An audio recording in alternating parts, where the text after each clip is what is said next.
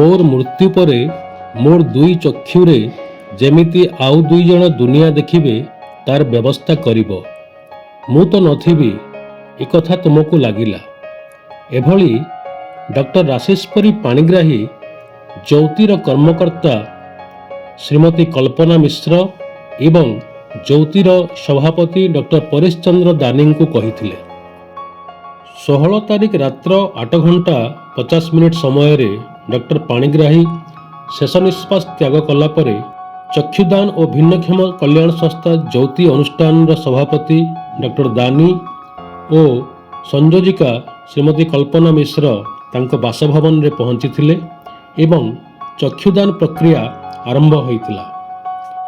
तांको परिवार वर्गों को ए संपर्क रे अवगत करिला परे तांको सहमति रे भीमसार चक्षु बैंक विशेषज्ञ प्रोफेसर जयश्री दोरां को सूचित करा जाइतिला। संगे संगे चक्षु विशेषज्ञ टीम पहुंची रात्रि प्राय 11टा समय रे एही महत् कार्य को समापन करथिले। वर्तमान डॉक्टर पाणिग्राही दुई चक्षु रे आउ दुई जण ए दुनिया को देखिबा पई संभव हबो।